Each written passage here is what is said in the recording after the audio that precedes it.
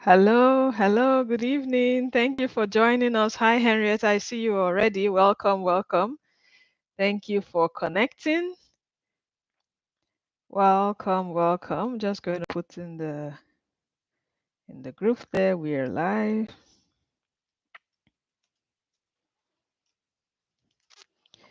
Today is a very good day. Hi, Peppy. Hello, welcome. Thank you for joining. It's going to be very awesome today. We're going to learn how to stop or why we should stop preparing our kids for exams and prepare them for life instead. Good evening. Good evening, dear. Good evening. Good evening. Thank you, everybody, for connecting. So, we're going to get started right away. My name is Nkem Ago, and I'm the founder of the Montessori Home Education Academy. Today, we are talking about stop preparing your kids for exams and start preparing them for life instead. This is a very important topic, very interesting, especially for our 0 to 6 year olds. Temitope, thank you for joining us. Welcome. Hello, hello. I see you, and I hope you can all hear me as well. Please confirm that as we go ahead. So I wanted to start off with a quote from Dr. Maria Montessori. Okay, good, you can hear me. So I want to start off with a quote by Dr. Maria Montessori that says, "Education is the help that we must give to life so that it may develop in the greatness of its powers." Right? She's fond of saying, education should serve as a help to life. Education is all about helping a child to achieve their potential, to achieve what they've been called to do in life ultimately, right? And what we are going to be learning about today is the fact that education should meet a child at their needs and abilities and not based on our own personal desires or fantasies or things that we are imagining that they should be doing, rather than what they are actually showing us from their behavior, from their capabilities that they should be doing instead. Right? So education is more for helping a child rather than trying to put them on a pedestal, an imaginary one or some other one that maybe we feel we didn't meet up with, and we want to make sure that our child meets up with that pedestal.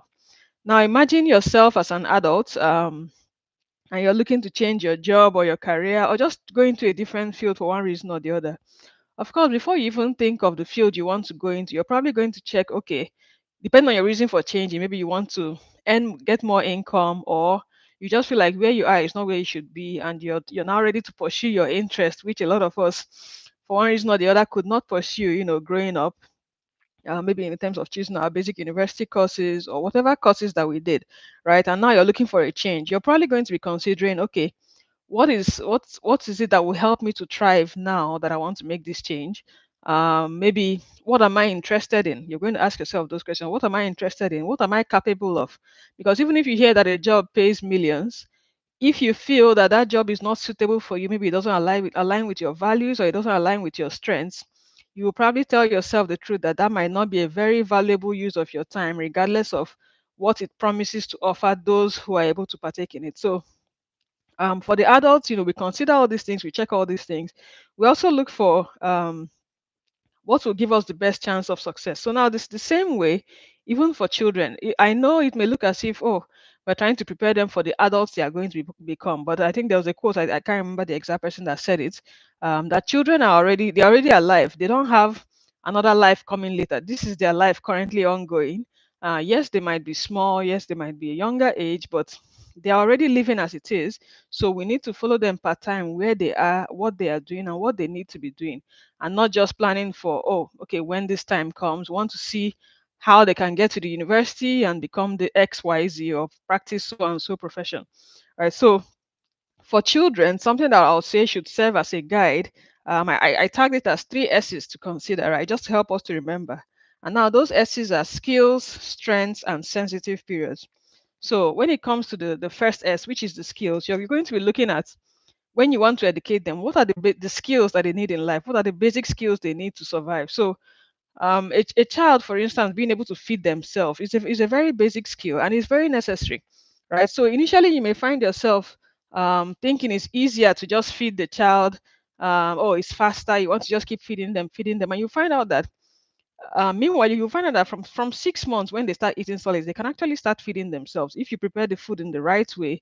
Of course, I think I've recommended a number of times solidstarts.com. I remember using them when our daughter was younger, our first daughter. We used it for the second daughter as well. It teaches you, ways you can cut food. Of course, you considering safety in mind, how you can prepare certain foods to help the child to be able to hold it, play with it, and make it safe, without having it to be choking hazards and all that. So from 6 months, a child can even begin to play around with their food and get it safely into their mouth. That is a basic skill.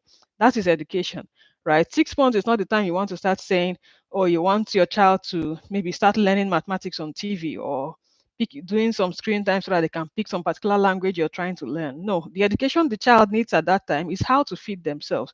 So that is an education that is preparing the child for life, right? But if you're not aware of that and you're focused on some other thing, maybe you heard that, oh, if they do so and so thing, it will help their digital skills. And then at 6 months, you're focusing on the wrong thing because you're not aware of it. That is not education as a help to life. So if you find yourself, you're feeding the child, 6 months you're feeding the child, one year you're feeding them, 2 years you're still feeding them, 3 years, it can actually go on for a while. If you don't even realize when to cut it and when, and that this is actually a basic skill that you are taking away from them by doing it for them, right? So that's just an example of skills that they need for life. Education should actually help them to build those basic skills. Being able to clean up after themselves is a basic skill. If a child spills water on the floor, more important than the fact that they made a mistake or they had an accident, is showing them how to clean it up. So that if they spill water the next time, it doesn't look like the end of the world. It doesn't look like, it's not something to cry about per se. Of course, it doesn't mean they should not cry, or it doesn't mean you shut them down, shut their emotions down. No, but I'm saying, if you know that water spilling on the floor is simply addressed by wiping it, it actually makes the child more confident. If they make a mistake, it's like, oh, just get a napkin and wipe it up. I've seen, um, for instance, our 2-year-old, water just spills on the floor for one reason or the other. She just goes and picks up a rag and wipes it up, or picks up a napkin from somewhere, or a mop, and just wipes it up and continues with everyday life. And I was so proud of that, because I realized that, okay, she doesn't see it. Accidents happen, mistakes happen, even adults spill water on the floor, right? And when you spill it, you're not going to start feeling as if your life has ended, or you're getting so frustrated, because you know that all you need to do is wipe it up, right? But a child who does not have that basic skill, who does not even know that it's a possibility, maybe whenever water spills, they are shouted at, they are scolded, they are put in a corner, and then you, the adult, will now happily go or angrily go and wipe it up.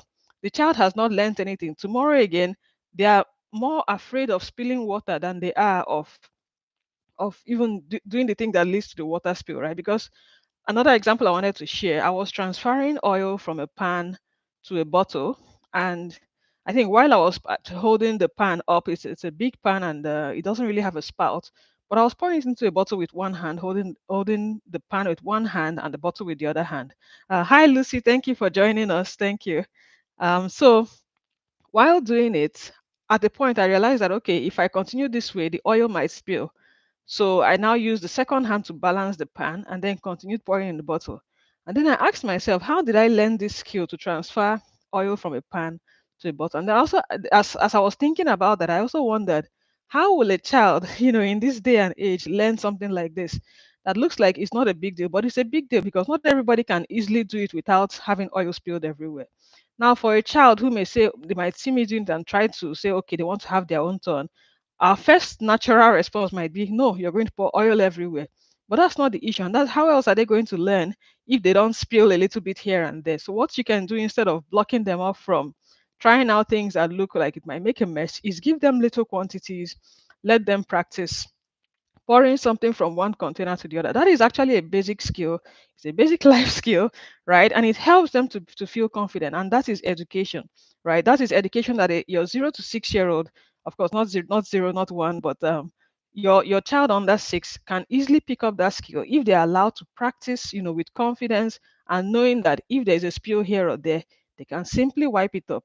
Now, why am I sharing this as an example? Imagine the concentration it takes to actually hold a pan, maybe half filled with oil, and pour it into a bottle. You're going to stay still for a while. You're going to position your hand in a particular way. You're going to tilt it in a particular way. This is all things that you're doing with your hands. And what do we use our hands for? Writing, drawing, all sorts of things. A lot of times we find children may be struggling with writing because they don't have enough hand strength. They don't have enough precision. They don't have a lot of basic little skills that are built from everyday life activities, like things you do in the kitchen, right? So again, back to education as a help to life. We're talking about the first S, skills that the child needs for life. are things that are easily built with everyday life activities, right? So just to explain that first S. Now the second S we are looking at is um, what are the strengths that a child has? The strengths that they have can be, you can refer to it as their gifts, their calling, their vocation, whatever it is, right? You want to look at the specific strength a child has to determine how to tailor their education. Now, of course, I know we'll say, we're not teachers, they're going to school or preschool, wherever it is that they are. Yes, that is fine. You might not even be homeschooling, but the thing is that as a parent, you're already a teacher, whether you like it or not. So there is some form of education going on every day, and it's better you might as well know how to do it and how to make the best of it than to just sit back and say, the teachers are doing their job, I'm doing my own parenting job. Parenting is education. Everything that we're doing, if we really understand how education works and what it really is about, educating a child, culturing a child, more or less cultivating a child as if they were a plant, as if they were a flower, right? It's a lot of things, a lot of work that has to be put into place, a lot of skills that you need to build with a child, right? So when you know the strengths that a child has, the gifts that they have, you are now able to tailor their education to harness these gifts, because ultimately, there's this passage in the Bible, I think Proverbs 6:18 verse 16, that says, a man's gift makes way for him, right? The gifts that a child has are the things that will really help them to stand out wherever they are, regardless of the things that they don't know, right? A number of times it's easy to focus on what they don't know and want to help them build those things that they don't know, build those skills that they don't have, but then we forget the ones that they do have, and we forget to actually harness those ones, right? So in helping to educate the child, like we're talking about, those three S's you want to focus on. So the first one is the skills, the second one is the strengths that they have, and then the third one, which is also very, very important, is the sensitive periods of the child. Now a child may have strengths, maybe they like reading, they like writing, they like singing, they like drawing, they like talking, they like connecting with friends, whatever it is that they have as their strengths. They also have sensitive periods, which is sensitive periods are the times in a child's life when they show a very strong interest in a certain thing, and they are also able to learn that particular thing the easiest, right? So if, for example, we have the sensitive period for movement, which is typically from 0 to 6 years, but I think the peak is 0 to 1 year. When they're going from just lying on their backs to rolling over to sitting up to stand. That's a very, very high sensitive period for movement. Now, at that time, if the child's sensitive period is for them to learn how to move, how to lift themselves, how to do X, Y, Z, and we are focusing that time to do something else. Maybe that's the time we want to start building their which skill now? I don't know. Maybe that's the time we want to start getting them to start talking so quickly, or want to start teaching them how to count. That's kind of a misplaced priority. Of course, it's still education. Of course, it's still beneficial, but you're missing the actual thing that they should be doing part time. So their sensitive period is so key. Um, it's so important, because a child has so many gifts, they have so many skills. We also have so many things in our minds that we want to teach them as parents, or we think they should be learning. So for us to now be guided to know what they should be doing part-time based on their developmental stages and so on is what the sensitive period now helps us to know. Of course, we have a sensitive period guide which goes hand in hand with our prepared environment guide. I think I've talked about that before during our sessions. This is on Amazon, but we also have the soft copy on Seller. So if you're interested, just check the link in our video description. But sensitive periods are so key, and they can actually make the difference between how quickly a child learns something and how quickly or how much a child struggles to learn something. So if during the sensitive period for for movement, which is 0 to 1 year, and then it also goes all the way to 6 years, but 0 to 1 is the peak, and then the child is now confined during that period. They're always in their car seats, they're always strapped to a swing, they're always confined in a very small space. You may find out that they might not be able to move as much as their peers. They might not even get to crawl so much. They'll just be, because they're just tied somewhere all the time, because we want to keep them staying quiet, staying calm, not moving around, right? So we're actually hindering their progress at that point in time, and they learn a lot by moving, right? So when you're not aware of those sensitive periods, you cannot actually educate the child properly. You'll be focusing on the wrong things per time instead of what they are ready to do. Or talk about the sensitive period for writing, for instance, which is typically from 3 to 4 year olds. That's all the way up to until they turn 5. Now imagine the child is ready to start doing all sorts of writing practice using things like drawing, not necessarily forming letters, but drawing, walking around with their hands, their fine motor skills, putting letters together to just form words playfully and all that. And then we don't realize that that is the sensitive period for teaching that activity. Meanwhile, we are focusing on, again, the most common one, trying to teach them mathematics, trying to teach them numbers at that time, or trying to just, put them in so many outdoor activities or so many sports activities at that time because we feel like this is what they should be doing, or we saw their mates doing this, or we heard that this is something that is open somewhere. Then we actually miss out on that window of opportunity, right? So when it comes to educating a child, the sensitive period is so key. So back to the three S's: what are the basic skills they need in life? What are the strengths that they have and the abilities that they currently have, so that you can actually pair this together? And then what is their current sensitive period, because that will now determine what to focus on per time, because some of these periods they last for 3 months, some of them is just a few weeks, and some of them of course span into a few years. So we're going to be going further into these three S's to really understand and explain what it means preparing a child for life versus preparing them for exams, when it comes to some of these kind of activities. And in the meantime, if you haven't invited someone to join us yet, please make sure you share the link. It's free and everyone is welcome. Um, Also, if you have any questions as we go along, please make sure you put it in the chat. So, as we were saying, just a minute. So when it comes to the skills, right? For the first S we had talked about was the skills that the child should have. You want to make sure that they have their basic skills in life. So those are the ones that you say, okay, whether they're interested or not, you want to find a way to make sure that they pick it up. And then when it comes to their strengths, one of the ways I learned how to pick a child's strength was when I was listening to parent coach Wendy Ologia, and she was saying that the extras of a person are usually the things that indicate the strengths that they have. And I think I find that to be a very simple formula, right? Those things that you say the child is so extra in this, so extra in that, whether you see it as good or bad, is a different story altogether, right? But usually the things that are extra in a person are clear indicators of what their strengths are. So you have um for example, you have a child who, in quote, talks too much. Oh, you're always talking, talking, talking. Talk later. Tell me a story later. Take a break, whatever it is, right? So that extra talking that the child is doing is an indicator of a talent that they have or a gift that they have. Now, the way they are using it may not be pleasing to you, or maybe you're someone that wants to just be quiet all the time.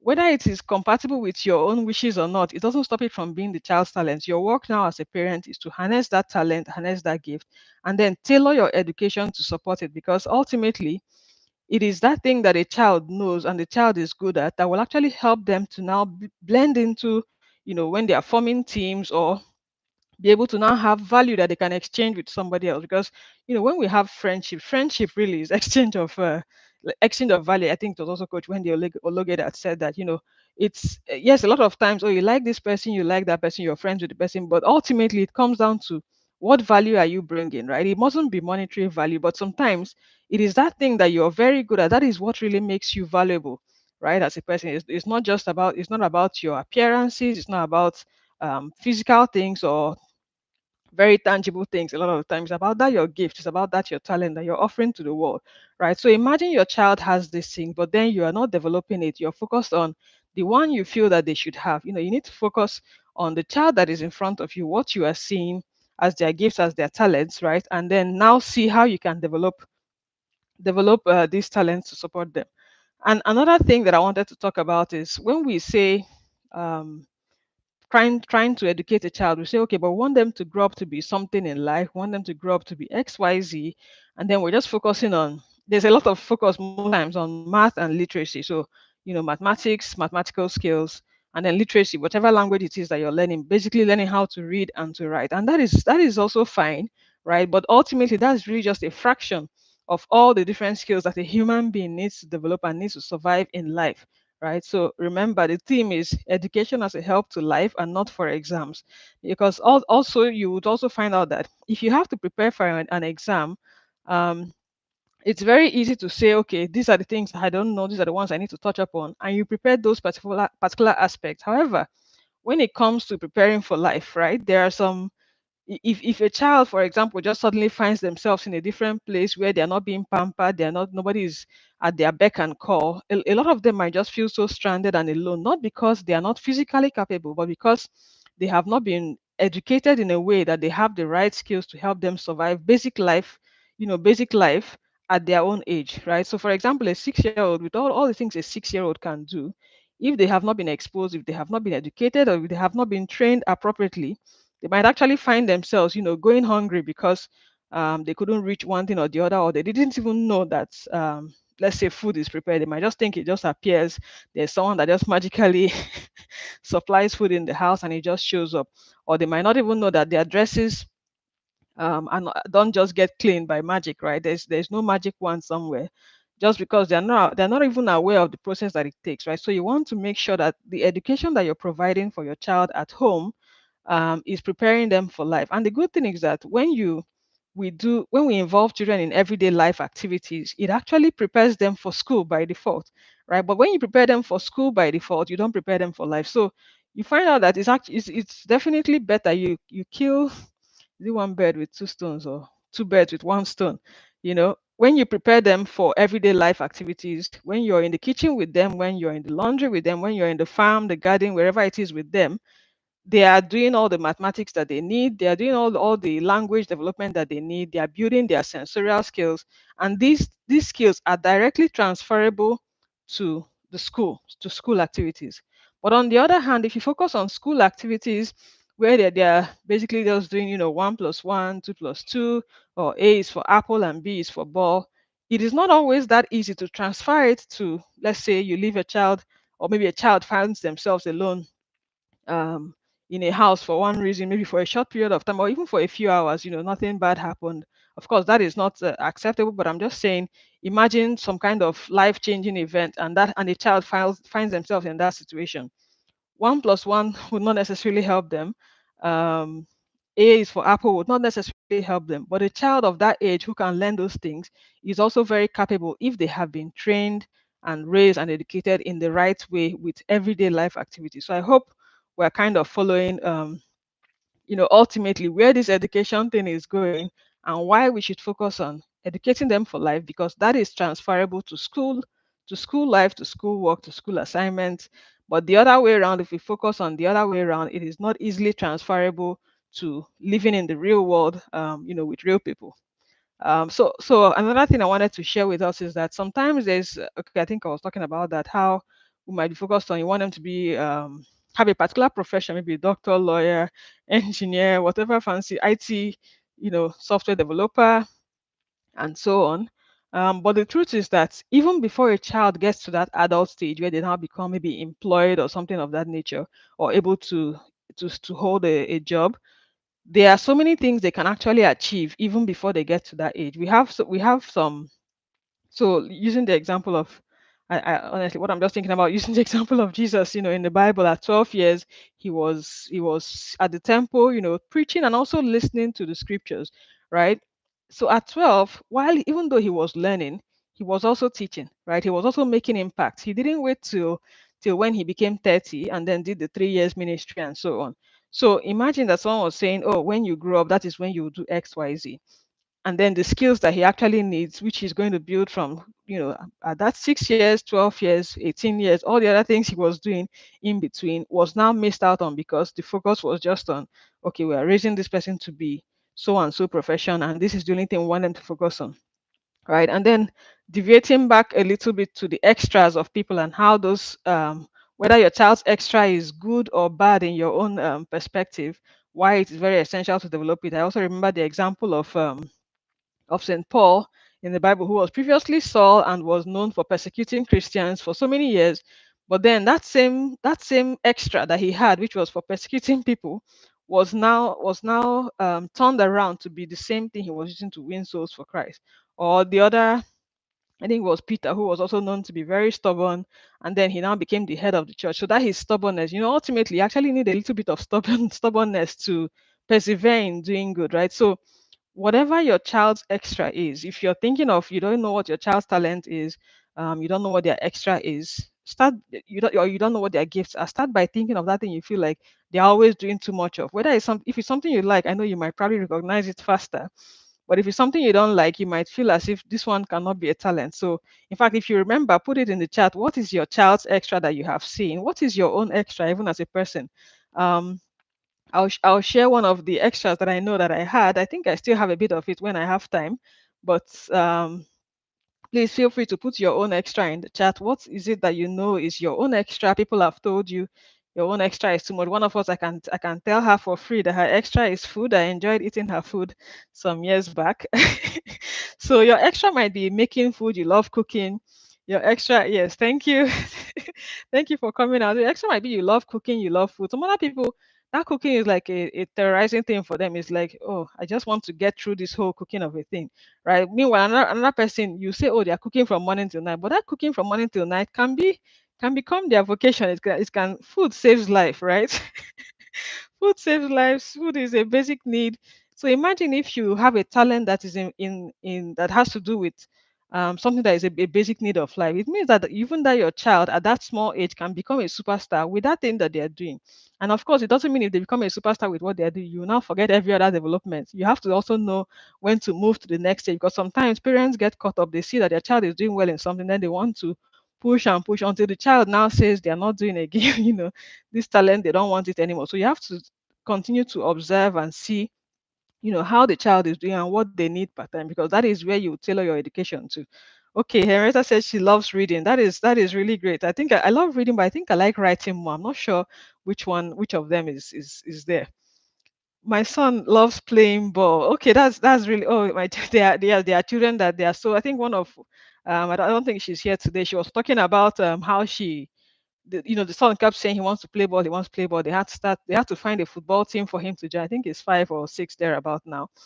So sometimes they will tell you directly, this is what I love to do. The thing now is that if it's something that aligns with what you believe is cool or is going to pay in the future, you will support it. But most of the time when we feel like this is just a waste of time, this is just playing and running around, we have a way of now blocking it off, right? So let's be careful, let's pay attention. Those, they are extras, are the things that will make a way for them. They are the things that will help them to bring value to the table easily without making too much effort. Of course, there's still room for diligence, for practice, and that is very key, but we have to identify it. Whether we like it or not is a different thing. We now have to see how we can harness it or trim any rough edges to make it something that is valuable. That is really the skill, because parents are co-creators with God. It is not a joke at all. We have a very important and valuable role here in this world. So Dr. Norma asked, "What is your extra income?" I missed it. Yes, I was about to say it, and then I said I wanted to hear ours as well. One of my many extras is drawing. Thank you very much. That's the one I was actually going to share. So one of my extras, and Dr. Norman, please don't forget to share your extras. I'm sure you have some. I can already think of more than one right now, but I want you to be the one to share it in the comments. So yes, one of my extras is drawing cartoons. I don't know if it's my current extra. Like I said, some of these extras also change. So when your child changes, be ready to change with them. So I used to love drawing cartoons a lot, and I think I picked that interest. I think I picked that interest when I was in secondary school, because funny enough, when I was in, I think, primary school, which is like grade one, grade whatever, um, I actually felt like I couldn't draw. I thought I didn't know how to draw. Whenever I had any reason to draw, maybe in my notebook or we had an assignment, I would ask my other brother to help me. I'd really be begging him, please draw this for me, draw that for me. And then one day, I don't know how, I just stumbled on trying to draw something, and I just liked it, or maybe I just started liking some colorful cartoons, and I just started drawing nonstop. If I in school, then if I see someone wearing a shirt or wearing, maybe I see a face towel or some other thing, that had a cartoon on it, I'll literally ask the person, please, can I borrow this to draw from it? And I'll spend the night draw it so that I can quickly return it back to the person. So it was just something else. And I'm funny enough, because I was also close to Dr. Norma's house then. I remember borrowing some cartoon things that she had. I'll equally draw, I'll draw from everywhere. I had a collection that I made from things I borrowed from people, and then I'll return it. And I did this for a while, of course. And the good thing, my parents also let me do this, because sometimes in the night I'll draw with torchlight. I'll wake up early, I'm drawing again, I'm coloring, I'm trying poster colors, I'm trying markers, trying color pencils. Nobody was even I didn't need anybody to push me, because that interest just came. So Talking about sensitive periods, I'll say that was also a sort of sensitive period that just came all of a sudden, right? And then good enough, I was encouraged. Nobody told me, oh, you're wasting your time. This cartoon, who is going to pay you for cartoons, for instance? You should be solving maths, or you should be doing this or doing that. And I think in university, because I was just all I needed to do, sometimes I would just get a cardboard paper, while people were buying wallpapers for their, bedside decorations, I would just get 2 or 3 cardboard papers, draw some cartoons on it, color it, and paste it. So I was making my own wallpapers without even seeing it as anything big. I could just do it overnight or do it in a few hours. And then I remember somebody coming by the room one time and saying, "Wow, what? Where did you get this?" And then, my roommate said, "Ah, she just drew it yesterday, or she did." The lady, I can't remember the exact person, but she said, "Please, can she buy it?" I said, buy something I just drew casually and didn't even, because then I used to say, oh, I don't really draw well. I just copy other drawings. I wasn't tracing it, but I would look at it and I'll draw it and paint it.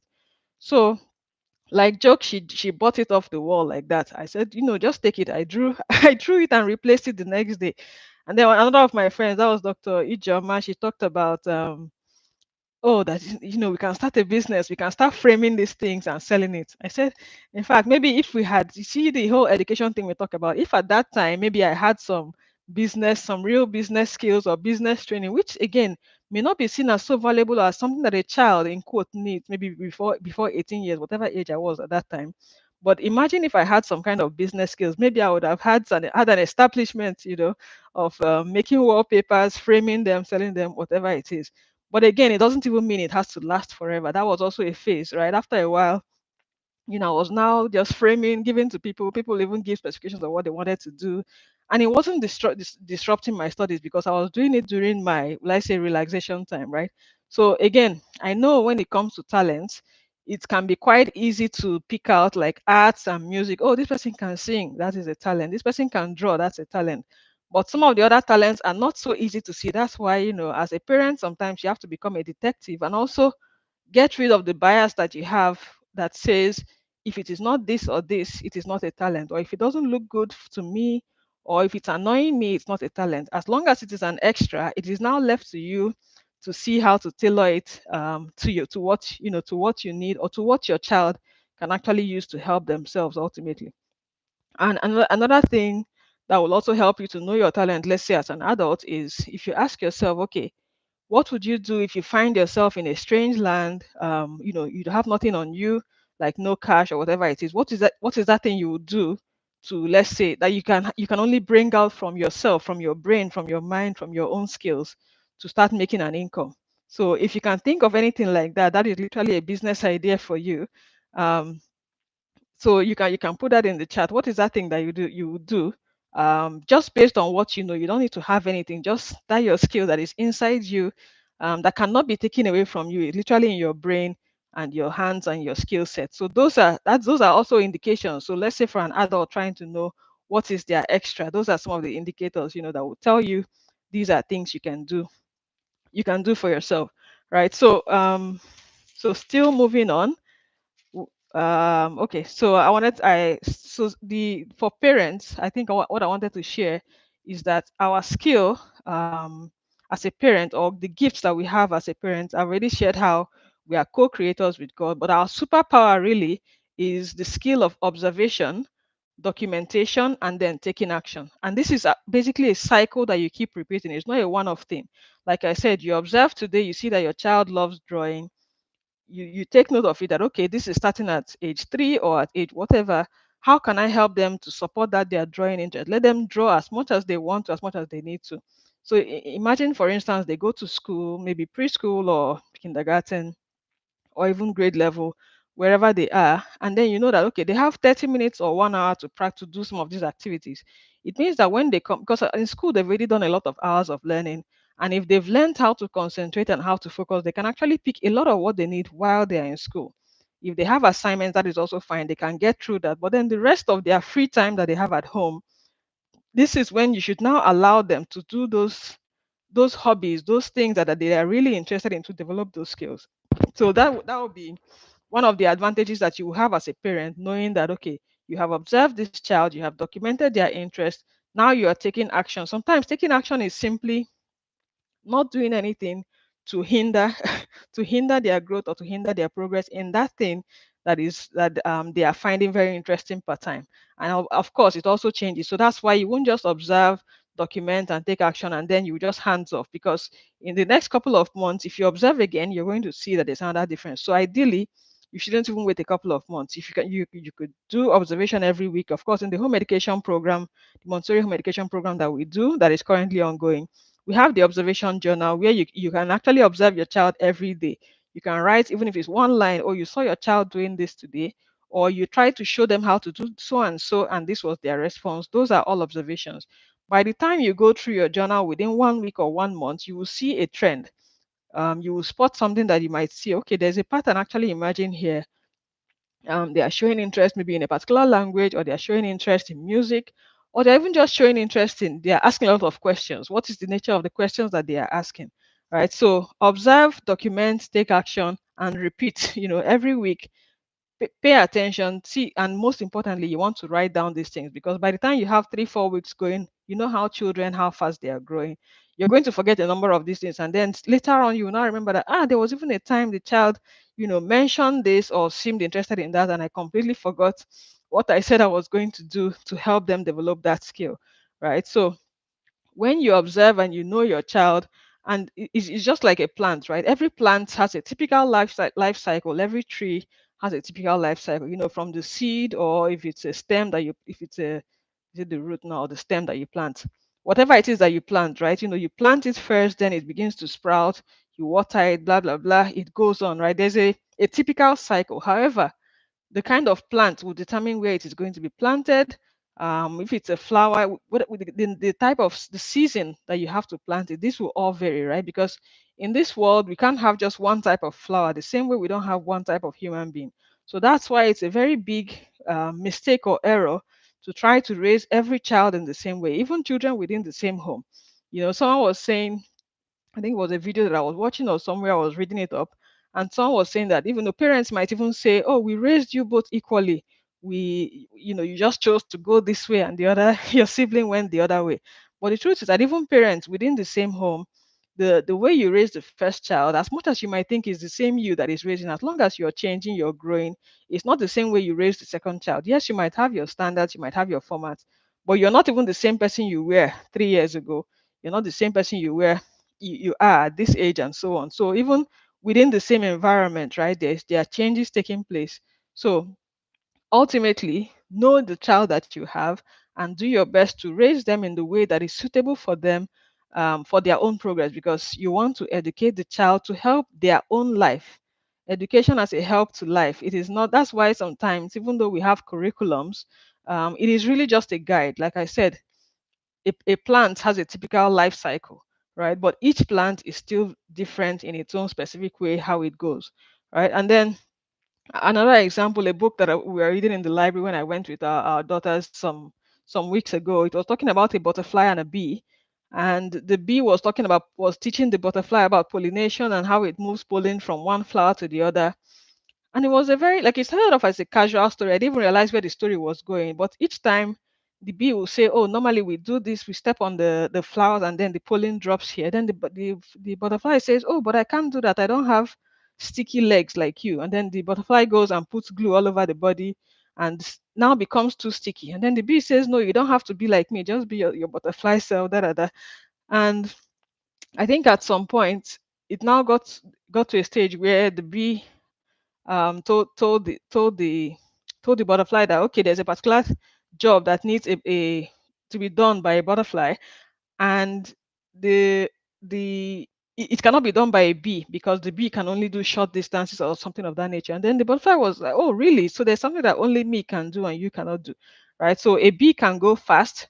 Or I think that the story was really like a bee can go fast, but a butterfly can go far, right? But if you keep on trying to be like someone else, or you keep trying to make your child like someone else's child, or you just keep working with a very fixed standard, ultimately you're going to keep feeling like, okay, you're not meeting up, or your child is not meeting up, or they have failed in a certain way because we had that fixed expectation instead of working with the child that we have. So that's why parents have an advantage, right? Teachers, they try their best, but they have an entire classroom of people. So they must work with a curriculum, yes, if a child looks like they're struggling, they can try to help out a little bit here and there, but they must continue to move with that curriculum that they have. There's something that they should cover within a month. There's something that they need to cover before the end of a term, and so on. It is not just tied to, okay, this child is interested in butterflies, so we're going to start focusing on butterflies alone. That is where the role of the parent comes in, right? You need to provide that room for your child to really explore that interest that they have, which they may not always be able to do in school. The school might align with what they want sometimes, but some other times the school just has to move on, and that's really how it is, right? Even at this early age, even before 6 years old. So as a parent, you want to be able to pick up on some of those things. I know it might look like, it's a lot of work. Oh, parents, these parents have seen, have really seen something, right? Everything is all on our heads. Um, but really, when you learn how to do it, when you learn the process, when you get used to it, it's going to be a lot easier. Really, you just look at it, you see that, okay, this is looking like this is their interest. You involve them in everyday life. It's not always about setting up a fancy activity for them or buying the next big toy for them.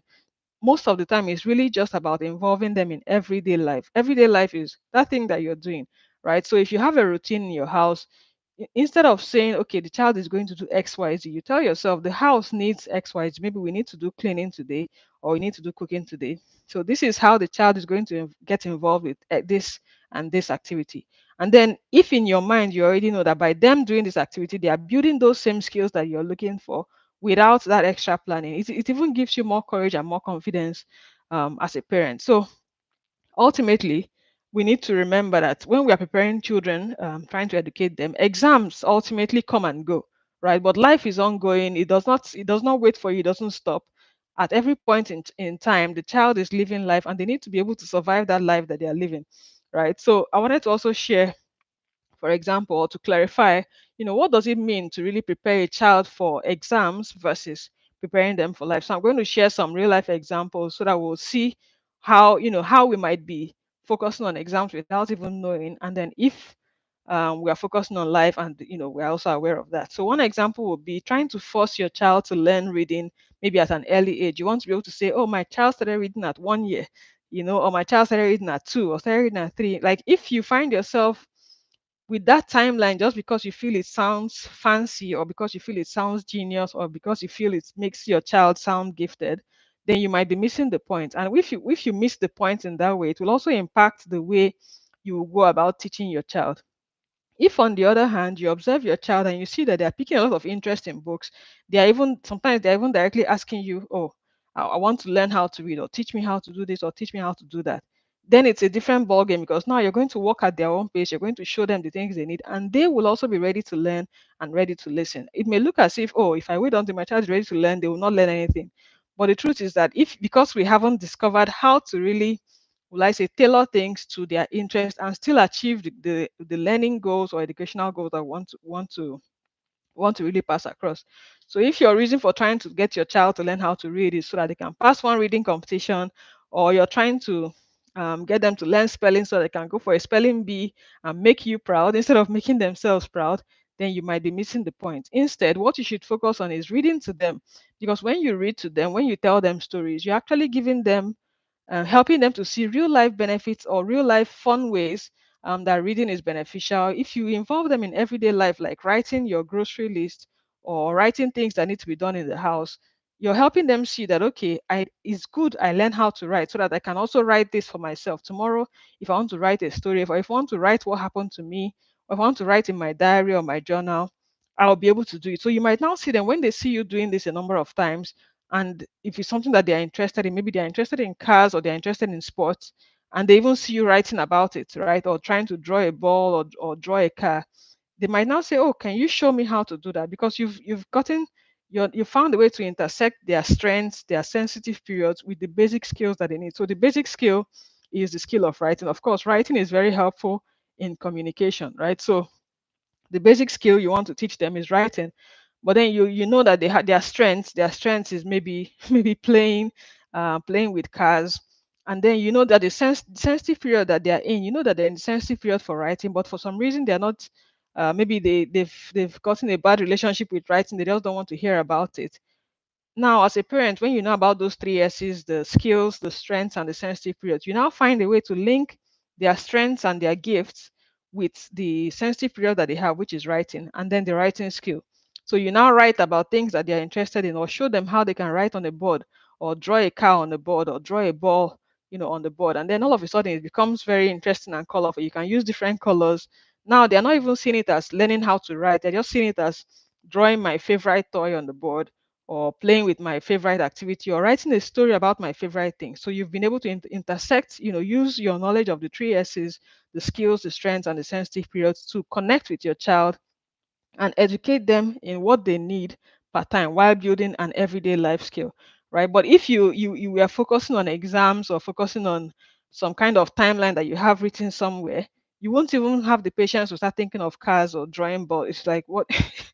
Come and learn how to write. You must write A, B, C to Z, and you must write it 5 times before you eat your before you eat your lunch, because our mind is on that, that exam assessment mode. So when you actually switch your mindset from that, you'll find out that you're more able to actually approach this education thing from the play perspective, which is really how children tend to learn better, especially from that 0 to 6. But even as adults, we find that whenever things are taught to us, even in adult education, in a way that is sort of playful, relatable, we tend to understand it better than when it is just rigid. Read this textbook, finish it, and come and summarize everything you have everything you have learned in the program. Another example of where you might be focusing on exams instead of educating the child for life is when you find yourself bombarding them with educational apps, screen time videos. You want them to learn. Oh, we saw a video where they were doing constructing this and that. Want them to learn it now. You saw a video where they were doing, so, oh, maybe you saw a video of where they were coding and they were showing a lot of numbers on the screen, or maybe you saw some children answering math questions so quickly, and it's like, my child needs to be here. That these people, they does not have two heads, right? And then you start pushing your child in that direction because you've seen other children doing it and you feel like that is what they should be doing. Meanwhile, they're in a sensitive period for, let's say, movement. And then you've taken away all the things that they are trying to climb. You've barricaded them to a particular portion of the room so that they should not scatter your this, they shouldn't scatter your that. So you're missing the point. You're trying to prepare them for a particular exam somewhere, and the thing that they should be learning, they're actually missing it, right? We need to make sure that children don't just go through the first 18 years of their life and then their only achievement will be that they had good grades, right? Good grades, I don't want to say it's not an achievement.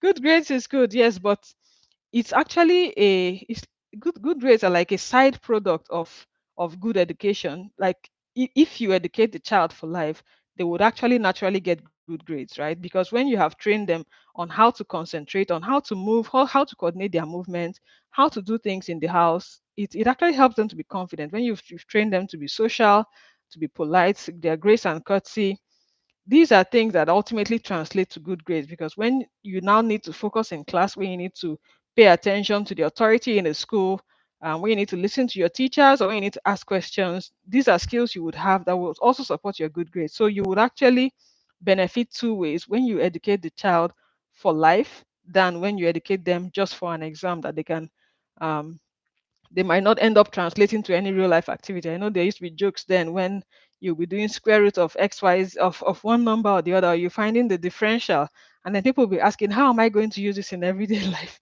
Right? But on the other hand, when people are doing real life things, if you now expose them to a certain equation or a certain expression in a particular subject, they might say, oh, this reminds me of when I was doing this at home, or when I was doing this in the park, or when I went to a zoo, or when I went to the farm, right? It goes better the other way around than from it goes better from home, real life and environment to school than from school to home and environment, right? So when what does a child really need if we want to focus on their full education, developing the whole child and educating a child for life? I think I wrote down 1, 2, 3, 4, 5. So 5 major areas that you want to focus on. So spiritual development of the child, physical development of the child, intellectual development, social development, and emotional development. Those are some key areas. So SPISE. Um, and when you look at intellectual development, you see that most of the time, math and literacy, which tends to be a big focus, is just a fraction of a fraction of the number of things a child needs to learn.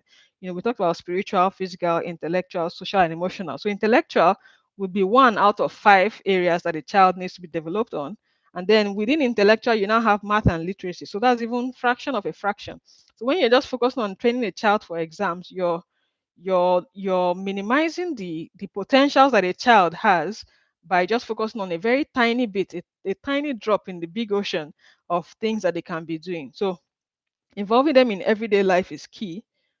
Using the knowledge of the three S's. Okay, okay, yes, yes, please, please, let's do that. And that's also a note to myself. In fact, while I was preparing for this, I was really happy to even be able to get that idea, because really it helps us to know um, if we're, if we're on the right track with educating our children and how we are really supporting them at home, right? So don't just focus on math and literacy. They are good, they are important, but they are a fraction of the things that your children should really be learning and what they are capable of doing.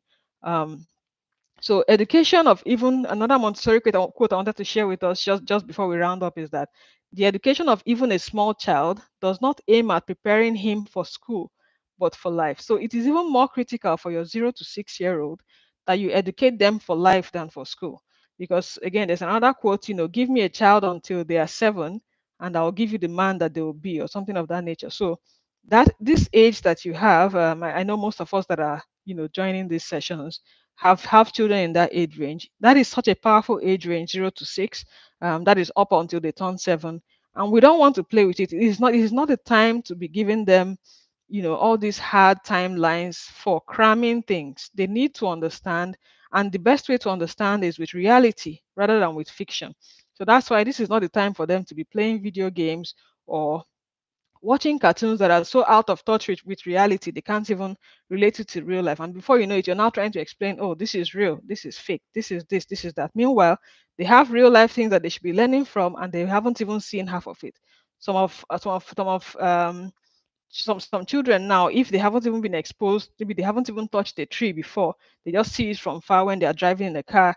But then they have cartoons that are showing that trees are talking and trees are bending, and you're wondering, how are they really going to build their creativity from something that is false compared to building their imagination from what is real? It is from, you go from real, from tangible to abstract. You go from real to imagination to creativity, and not the other way around, right? So hopefully we've been able to get a couple of things from this video, and I hope I've been able to convince you, that we need to educate our children for life and for everyday life activities, everyday life skills, rather than trying to focus on exams, some kind of competition somewhere that they're going to go for. Let them be first in competition with themselves, and even you as the parent, you're not competing with any other family. Follow the child that you have, the children that you have, prepare their environment in the right way, know their sensitive periods, focus on the skills, the real skills that they actually need to survive. Have you finished with those basic ones before you start going into all the extra that you heard somebody somewhere was using to shine? Meanwhile, the lights that your child has, you haven't even, in fact, you're covering it with a blanket because you don't like the way the color of the light that the child has is too red for you, or it's too yellow for you, right? So their skills, their strengths, their sensitive periods, the environment that they are in, make sure you prepare it well. Their emotional development, social development. In fact, I feel like sometimes I'm more concerned about my children's social and emotional development than even the intellectual development, because the intellectual development, I feel like it happens naturally, just by being exposed in their environment, trying to learn how things work, and doing everyday life activities. They are constantly building their intellect, right? But social skills actually need some more deliberate effort, right? If a child maybe loves reading books so much, or loves writing so much, or loves drawing so much, they might actually not mind not having to talk to anybody, right? And those are social skills at play. So you now have to deliberately maybe put some of those a child like that in a situation where they can meet more people, or even just interact with family members more regularly. Or maybe a child who is not able to manage their emotions, how much would their intellect be helpful if, when they are trying to give a speech, someone just says something and then they just lose their temper, right? So it can just scatter everything even more than this intellect that we tend to focus on, which is one out of five major areas that a person, or a child needs to develop. And I also said I was going to mention, I signed up for an emotional intelligence course with the Intentional Parent Academy. I really recommend everybody does that, because I think it is helpful for children. Emotional intelligence, of course, first for you as the parent, because the best way we can teach, whether you're teaching reading, teaching writing, is by modeling it to the child. If you as the parent, you don't have enough emotional intelligence, you're going to talk from now till tomorrow, oh, calm down. Someone said nobody has ever been calm by, or no, or nobody has ever gotten calm by being told to calm down, right? So um, one of the reasons why I signed up for that course is because I believe it's very important to develop my emotions. I've done it before, but every year, there's something new. And also with the children growing and trying you in different ways, you have to continue to build that skill. So if you're interested, just check the video description as well. There's a link to sign up for the course with the Intentional Parent Academy. It's not run by us, but I highly recommend it. It's at least the ones that I've done, I found it very helpful for myself as a parent. And then being able to now teach children also how to manage their emotions. This is education that is actually more important than math and literacy that they would continue to pick up from morning morning till afternoon, whenever they're in school. It's all around them, right? But social skills, emotional skills, physical development, movement, their spiritual development, these are things that are not so intentional in the everyday life of children. And if we just let it go, we're just going to all of a sudden find out that the children have just been developing in one side, again, like I said, 1 out of 5, and they were not able to build the other skills that they needed. So I hope, again, once again, you were able to get something valuable. Don't forget to share in your respective groups, whether you're in the home education program or the WhatsApp community. Let us know your main takeaway. Put it in the comments, and don't forget to share this with somebody who might benefit from this and learn how to start educating their children for life, instead of educating them for exams. So thank you very much, everybody, for joining us. I really enjoyed your participation. And don't forget to record your extras, record your child's extras. That is very, very key. I'm also going to write down my children's extras right after this video. So I look forward to connecting with you all again next week. Thank you very much, everyone.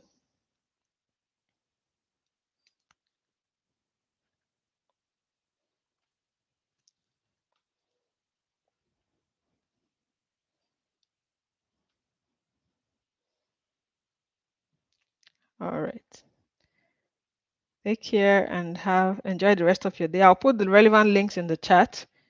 They are in the video description. You can check them right after the video ends, or you can equally check the chat when we're done. Take care, everyone, and bye.